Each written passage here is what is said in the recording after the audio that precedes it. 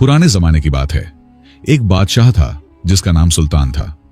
वो अपनी इंसाफ पसंदी और बहादुरी की वजह से दूर दूर तक मशहूर था।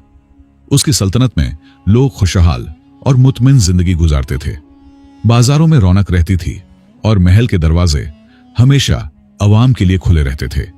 एक दिन सुल्तान अपने वजीर और कुछ सिपाहियों के साथ शिकार पर निकला।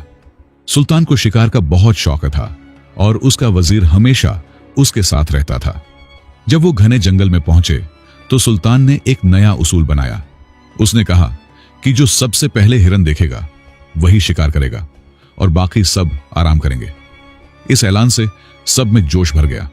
हर कोई चाहता था कि वो पहला हो जो हिरन देखे, ताकि शिकार का मौका मिले और बादशाह की नजरों में खास बन जाए। अचानक सुल्तान की नजर एक तेज दौड़ते हिरन पर पड़ी। उसने फौरन वजीर से कहा, अब तुम सब आराम करो, ये मेरा शिकार होगा। यह कहकर सुल्तान ने घोड़े को एड़ लगाई और तेज रफ्तारी से हिरन के पीछे दौड़ पड़ा। हिरन फुर्ती से छलांगे मारता भाग रहा था और सुल्तान पूरे जोश से उसका ताकुब कर रहा था। जंगल की सरसब्जी पीछे छूट गई और ताकुब करते करते सुल्तान एक वीरान रेगिस्तान में जा पहुंचा। यह इलाका बहुत अजीब और सुनसान था। दूर दूर तक सिर्फ तपती रेत नजर आ रही थी। गर्म हवाएं झुलसा रही थीं और सूरज की तेज किरणें जिस्म को जला रही थीं। हिरन अब कहीं नजर नहीं आ रहा था, जैसे गायब हो गया हो। लंबे ताकुब के बाद सुल्तान और उसका घोड़ा दोनों थक चुके थे और प्यास से निढाल थे। मगर चारों तरफ न पानी का कोई चश्मा था, न नदी, न तालाब, न कुआं, बस तपता हुआ रेत का समुंदर फैला था। सुल्तान ने इर्द गिर्द देखा और हैरत से सोचा, यह कौन सी जगह है? मैं कहां आ गया हूं? हिरन आखिर कहां गायब हो गया? और सबसे अहम, पानी कहां मिलेगा? आहिस्ता आहिस्ता उसे एहसास होने लगा कि शायद वो किसी अजीब इम्तिहान में फंस गया है। गर्मी और प्यास से बेहाल होकर उसने पानी की तलाश शुरू की। उसने अपने घोड़े की पीठ पर प्यार से हाथ फेरा और धीमी आवाज में कहा, चलो दोस्त, अभी हार नहीं मानी जाती। घोड़ा भी थका हुआ था, मगर अपने मालिक की तरह उम्मीद नहीं छोड़ रहा था। दोनों तपती रेत पर एक कदम आगे और फिर एक कदम बढ़ाते गए। काफी देर चलने के बाद अचानक सुल्तान की नजर दूर एक चमकती जगह पर पड़ी। पहली नजर में भ्रम हुआ, मगर फिर महसूस हुआ कि वो एक साफ ठंडा पानी का चश्मा था। रेत के समुंदर में यह चश्मा ख्वाब की तरह लग रहा था। सुल्तान की आंखों में चमक आ गई। उसने घोड़े को हल्का सा एड़ लगाया और दोनों तेजी से उस तरफ बढ़ने लगे। करीब पहुंचकर उन्होंने देखा कि 3 देही लड़कियां वहां पहले से मौजूद थीं और मिट्टी के घड़ों में पानी भर रही थीं।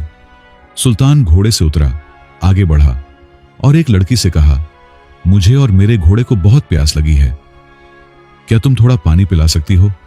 लड़की ने उसकी तरफ देखा और बगैर हिचकिचाहट के बोली, घड़ा तुम्हारे सामने है, खुद पी लो और अपने घोड़े को भी पिला दो। मैं क्यों दूं? सुल्तान ये सुनकर हैरान रह गया। एक आम लड़की का यह बेबाक जवाब उसे सोच में डाल गया। क्या उसे मालूम नहीं कि वो एक आम शख्स से नहीं बल्कि बादशाह से बात कर रही है? उसने लड़की की आंखों में झांकते हुए नर्म लहजे में पूछा, क्या तुम्हें पता है मैं कौन हूं? लड़की मुस्कुराई और बोली, नहीं, और मुझे उससे कोई फर्क भी नहीं पड़ता। यहां हर राहगीर अपनी प्यास खुद बुझाता है। उसकी दोनों सहेलियां करीब खड़ी हंसने लगीं। सुल्तान खामोश खड़ा रहा। आज एक सादा लड़की के सामने वो बेबस था और वो लड़की न झुकी न घबराई, बल्कि मुस्कुराकर बात कर रही थी। सुल्तान ने अपने अंदर उठते गुस्से को काबू में रखा। उसने कुछ नहीं कहा, बस खामोशी से चश्मे से पानी पिया और अपने घोड़े को भी पिलाया। ठंडे पानी ने उसकी थकान दूर कर दी, मगर दिल में एक नया जज्बा जन्म ले चुका था, बदला लेने का। वो मन ही मन मुस्कुराया और सोचने लगा, ये एक सादा देही लड़की है, उसे अंदाजा तक नहीं कि उसने किससे बात की है। मैं उसे जरूर ऐसा सबक सिखाऊंगा जो वो जिंदगी भर न भूल सके। उसने बगैर कुछ कहे आहिस्ता आहिस्ता लड़की के पीछे चलना शुरू किया। कुछ ही देर में वो उसके घर पहुंच गया। वहां एक सादा सी झोंपड़ी थी, घास फूस और मिट्टी से बनी हुई। सुल्तान को हैरत हुई कि इतनी बेबाक और दिलेर लड़की इतनी सादगी में जिंदगी गुजार रही है। उसने झोंपड़ी के दरवाजे पर दस्तक दी। कुछ देर बाद एक बुजुर्ग शख्स ने दरवाजा खोला। उसकी आंखों में सवाल और हैरत साफ झलक रही थी। नर्म लहजे में उसने पूछा, कौन हैं आप और क्यों तशरीफ लाए हैं? सुल्तान ने संजीदगी से मुस्कुराते हुए कहा, मैं इस धरती का बादशाह हूं सुल्तान। आज मैं तुम्हारे गांव का मेहमान हूं। यह सुनकर बुजुर्ग एक लम्हे को सकते में आ गया। फिर अदब से सुल्तान को अंदर बुलाया। जो कुछ घर में था उससे इस्तकबाल किया। सुल्तान कुछ देर बैठा, फिर उसने वो बात कही जिसे सुनकर सब हैरान रह गए। उसने कहा, आपकी सादगी और मेहमान नवाजी से मैं बहुत मुतासिर हुआ हूं। मैं चाहता हूं कि आपकी बेटी से शादी करूं। यह सुनते ही बुजुर्ग की आंखें हैरत से फैल गईं। अंदर से वही लड़की जिसने पानी देने से इनकार किया था, दरवाजे की ओट से सब सुन रही थी। बुजुर्ग ने कुछ देर खामोश रहने के बाद पुरसुकून मगर दर्द भरी आवाज में कहा, महाराज, हम गांव के सादा लोग हैं। हम अपने रस्म व रिवाज के मुताबिक चलते हैं और अपने समाज से बाहर शादी नहीं करते। आप एक आजीम हुक्मरान हैं, हम आपकी इज्जत करते हैं, मगर सोचिए, अगर कल को कोई दुश्मन आपकी सल्तनत पर हमला कर दे, आपको कैदी बना ले या तख्त से हटा दे, तो मेरी बेटी का क्या होगा? फिर उसने एक और बात जोड़ी, और बादशाहों को कोई काम धंधा तो आता नहीं। अगर कल सब कुछ चला गया तो मेरी बेटी कैसे गुजारा करेगी? वो तो मेहनतकश जिंदगी की आदी है। उसे जिंदगी साथी में कोई ऐसा चाहिए जो उसके साथ कंधे से कंधा मिलाकर जिंदगी जिए, न कि सिर्फ तख्त पर बैठने वाला बादशाह। सुल्तान बुजुर्ग की बात सुनकर गहरी सोच में डूब गया। यह उसके लिए नई बात थी। वो तो एक ऐसा हुक्मरान था जिसके इशारे पर जमीन से आसमान तक सब हल जाता था, मगर आज एक सादा गांव वाले ने उससे ऐसा सवाल किया जिसका कोई तैयार जवाब उसके पास नहीं था। कुछ लम्हे खामोशी छाई रही। फिर सुल्तान ने संजीदगी से कहा, आपकी तशवीश जायज है, मगर मैं अपने इरादों और जज्बात में सच्चा हूं। मैं अपनी दौलत का एक हिस्सा आपकी बेटी के नाम कर दूंगा ताकि उसका मुस्तकबिल महफूज रहे, और सबसे बढ़कर मैं कोई हुनर सीखने को तैयार हूं। अंदर खड़ी लड़की ये सब सुन रही थी। उसके चेहरे पर हैरत के भाव थे। क्या वाकई एक बादशाह कोई काम सीखने को तैयार हो सकता है? उसके जहन में सवालात उठे। सुल्तान की बात सुनकर बुजुर्ग ने कुछ देर सोचा, फिर गहरी नजरों से सुल्तान की तरफ देखते हुए कहा, अगर तुम अपने वादे में सच्चे हो तो हमें करके दिखाओ। हमारे गांव में खजूर के पत्तों से दरी, टोकरी और मसल्ला बनाया जाता है। अगर तुम ये काम सीख लो तो मैं अपनी बेटी का रिश्ता तुम्हें दे दूंगा। यह शर्त आसान नहीं थी, मगर सुल्तान पीछे हटने वाला नहीं था। उसने मुस्कुराते हुए जवाब दिया, मैं तैयार हूं। अगले ही दिन सुल्तान गांव के बुजुर्गों और हुनरमंद कारीगरों के साथ बैठ गया। उसने खजूर के पत्तों को तोड़ना, छीलना, सुखाना और उन्हें मुख्तलिफ शक्लों में गूंथना सीखना शुरू किया। वो ज़हीन और पढ़ा लिखा था, इसलिए जल्दी ही इस फन में महारत हासिल कर ली। कुछ ही दिनों में वो सादा दरियों और मुसल्ललों पर खूबसूरत डिजाइन बनाने लगा। उसने रंग बिरंगे पत्तों से शायरी की पंक्तियां और खूबसूरत तस्वीरें बनानी शुरू की। उसके हाथों से बनी चीजें इतनी दिलकश और अनोखी थीं कि पूरा गांव हैरान रह गया। हर तरफ उसकी मेहनत और फन की चर्चा होने लगी। जब सुल्तान ने अपने हाथों से बनाई हुई दरी, मसल्ला और टोकरियां लड़की के वालिद के सामने रखीं, तो गांव वाले हैरत से एक दूसरे को देखने लगे। वो सोच भी न सकते थे कि एक बादशाह इतनी मेहनत और आजिज़ी से उनका फन सीख सकता है। बुजुर्ग ने सुल्तान के काम को गौर से देखा, फिर हल्की मुस्कुराहट के साथ कहा, तुमने न सिर्फ हमारा काम सीखा बल्कि उसे नई खूबसूरती दी है। अब मुझे कोई एतराज नहीं। मैं अपनी बेटी का हाथ तुम्हें सौंपने को तैयार हूं। आखिरकार वो दिन भी आ गया। सुल्तान और सकीना की शादी हो गई। गांव में कोई शाही ठाट बांट तो न था, मगर सादगी, सच्चाई और खुशी की रौनक हर तरफ थी। शादी के कुछ दिन बाद सुल्तान सकीना को लेकर अपने महल वापस आया। महल में जश्न का माहौल था। वजीर, अमीर और तमाम दरबारी बहुत खुश थे। शहर में दावतों का एहतमाम हुआ, संगीत बजा और चारों तरफ मुबारकबादियां गूंजने लगीं। हर कोई यही कह रहा था कि बादशाह सलामत न सिर्फ सलामत लौटे हैं, बल्कि अपने साथ एक नेक दिल मलिका भी लाए हैं। मगर जैसे ही जश्न खत्म हुआ, सुल्तान ने एक ऐसा हुक्म दिया कि पूरे दरबार में सन्नाटा छा गया। उसने संजीदा लहजे में कहा, मल्लिका, सकीना को कैद खाने में डाल दिया जाए। दरबारी सकते में आ गए। किसी की हिम्मत न हुई कुछ पूछने की। आखिरकार वजीर आजम ने हिम्मत करके पूछा, हुजूर, आप ये क्या फरमा रहे हैं? आखिर क्यों? बादशाह की आंखों में ठंडी मगर तेज चमक थी। उसने धीरे से कहा, ये वही लड़की है जिसने एक दिन मुझे पानी देने से इनकार किया था, जिसने मेरे साथ बेइज्जती से बात की थी, मुझे न पहचान कर मेरा मजाक उड़ाया था। तभी मैंने ठान लिया था कि एक दिन उसे ऐसा सबक सिखाऊंगा जो जिंदगी भर याद रहेगा। पूरा दरबार सकते में था। सब जानते थे कि यह फैसला नाइंसाफी है, मगर बादशाह का हुक्म कोई टाल ना सकता था। सिपाहियों ने आगे बढ़कर सकीना को पकड़ लिया। वो खामोश खड़ी रही। जैसे ही वो उसे ले जाने लगे, सकीना मुस्कुराई और धीरे से बोली, बादशाह सलामत। मैं जानती थी आपके दिल में मेरे लिए इंतकाम की आग अब भी जल रही है, मगर अब जो करना है कर लीजिए। मेरा नसीब मेरा है और मैं उसे सर झुकाकर कबूल करती हूं। उसके बाद उसे महल के अंधेरे कैदखाने में ले जाया गया। एक ऐसी जगह जहां न रोशनी थी न हवा, सिर्फ पत्थर की दीवारें और सन्नाटा। कैदखाने की वो ठंडी अंधेरी कोठरी जहां रोशनी की एक किरण तक मुश्किल से पहुंचती थी, अब सकीना की दुनिया बन चुकी थी। उसे रोज सिर्फ एक रोटी और थोड़ा सा पानी दिया जाता था। वो एक सादा गांव की लड़की थी जिसने कभी ऐसा कठिन इम्तिहान सोचा भी न था, मगर वो न टूटी न शिकायत की। हर रात ठंडी दीवार से पीठ टकाकर वो आसमान की तरफ देखती और दुआ मांगती, ए परवरदिगार, मेरा इरादा किसी को दुख पहुंचाने का न था। अगर मेरी नादानी से बादशाह का दिल दुखा हो तो मुझे माफ कर दे।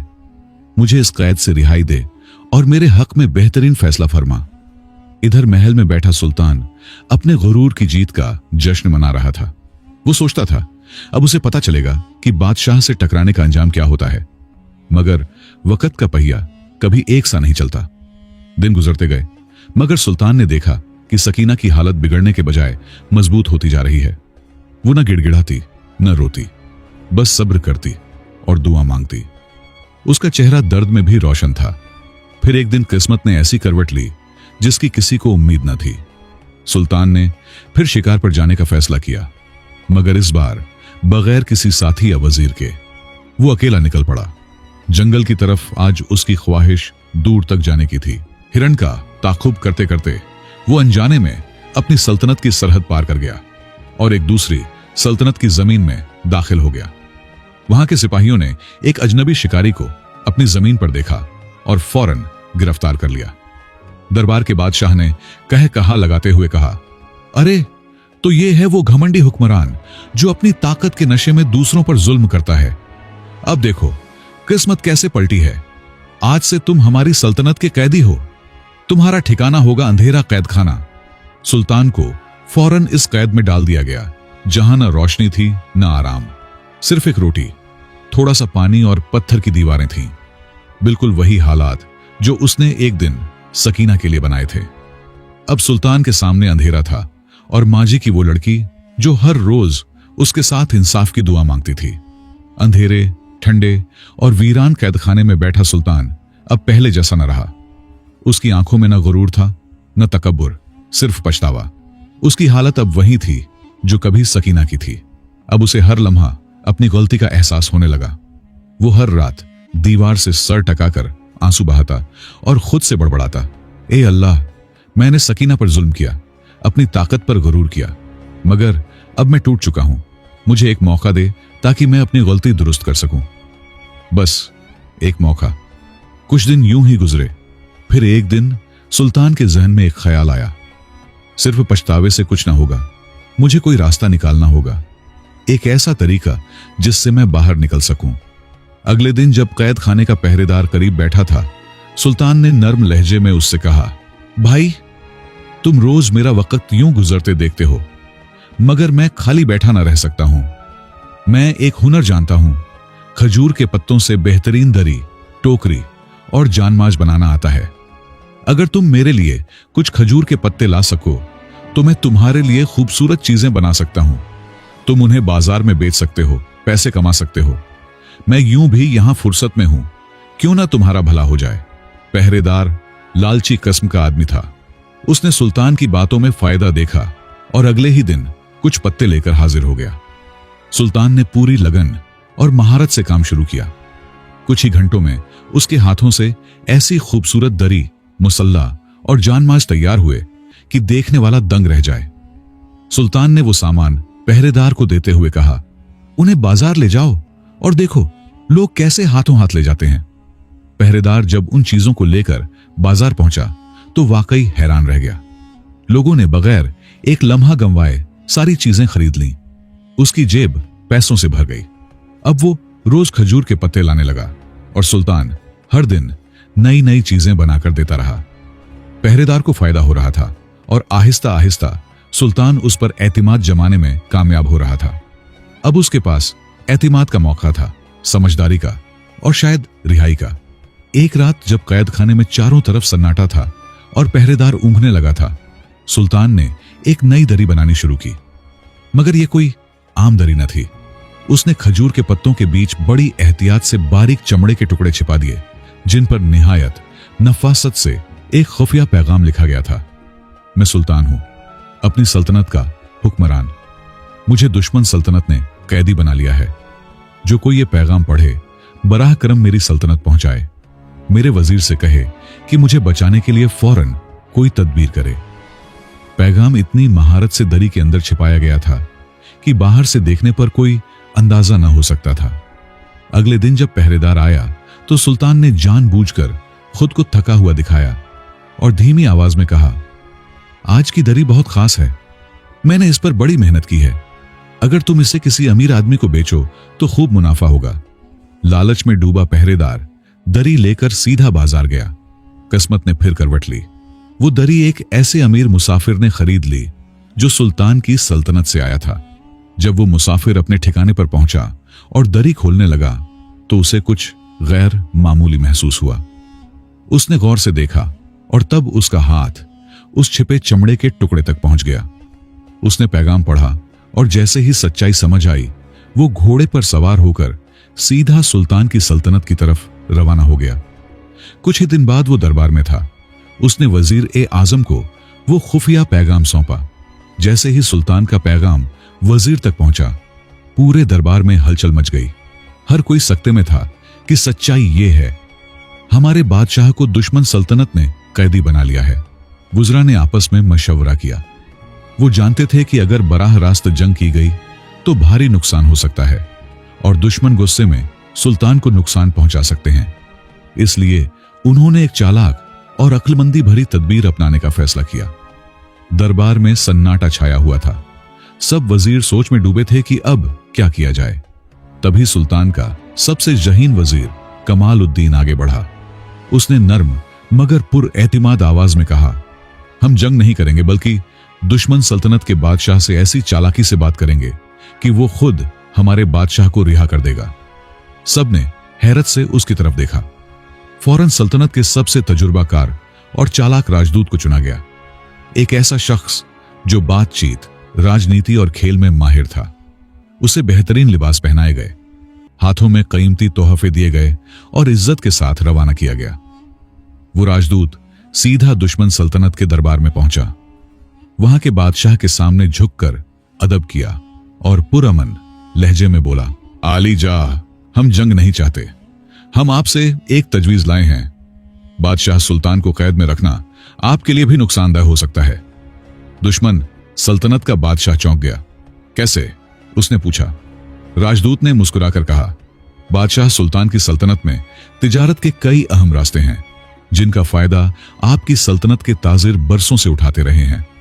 अगर सुल्तान रिहा कर दिए जाएं तो हम आपसे मुस्तकिल तिजारती मुआहिदा कर सकते हैं जिससे दोनों सल्तनतों को माशी फायदा होगा और अमन कायम रहेगा। दूसरे सल्तनत का बादशाह सोच में पड़ गया।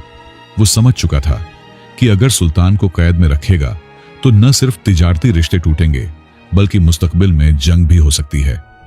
उसे तिजारती तजवीज ज्यादा फायदामंद लगी। कुछ देर सोचने के बाद उसने हुक्म दिया, बादशाह सुल्तान को फौरन रिहा किया जाए। जब कैद खाने के दरवाजे खुले और सुल्तान को बाहर निकाला गया तो उसके चेहरे पर हैरत के भाव थे। यह कैसे मुमकिन हुआ? वो बड़बड़ाया। उसने सोचा, जिस कैद से मैं खुद को कभी आजाद होता ना देख रहा था, वहां से अचानक रिहा कैसे हो गया? जब सुल्तान को बताया गया कि उसके वजीर ने लड़ाई के बजाय अक्लमंदी से काम लेकर उसकी रिहाई करवाई, तो वो हैरान भी हुआ और दिल से शुक्रगुजार भी। वो वापस अपने महल पहुंचा, जहां उसका पूरे एहतराम और धूमधाम से इस्तकबाल किया गया। मगर अब वो वही सुल्तान न था, वो बदल चुका था। जैसे ही उसे फुर्सत मिली, वो सीधा महल की सबसे गहरी और अंधेरी कैद खाने की तरफ गया, वही जहां सकीना को कैद किया गया था। उसने खुद दरवाजा खोला। सामने वही सकीना खड़ी थी, थकी हुई मगर अब भी सब्र और रोशनी से भरी। सुल्तान की आंखें भर आईं। उसने सकीना की तरफ देखा और आजिजी से कहा, सकीना, मैंने तुम पर बहुत बड़ा जुल्म किया। आज मुझे एहसास हुआ कि गलतियां मेरी थीं, तुम्हारी नहीं। मुझे माफ कर दो। सकीना कुछ न बोली। उसकी आंखों में भी आंसू थे, मगर वो आंसू नफरत के नहीं, राहत और इंसाफ के थे। उस दिन सुल्तान ने सिर्फ माफी न मांगी, बल्कि सकीना को रिहा किया और उसे महल की सबसे मुअज्जज खातून, मक्का मुशीरा का दर्जा दे दिया। सकीना अब सिर्फ मल्लिका न थी, वो सुल्तान के साथ मिलकर सल्तनत में इंसाफ, फन और तालीम के लिए काम करने लगी। अब वही सुल्तान जो कभी अपने गुरूर में डूबा हुआ था, लोगों के लिए एक रहमदिल, दाना और आदिल हुक्मरान बन गया था। सल्तनत में अब कानून की हुक्मरानी थी, फन और हुनर की कद्र थी, और हर गरीब, अमीर, औरत, मर्द को बराबरी का दर्जा मिलने लगा था।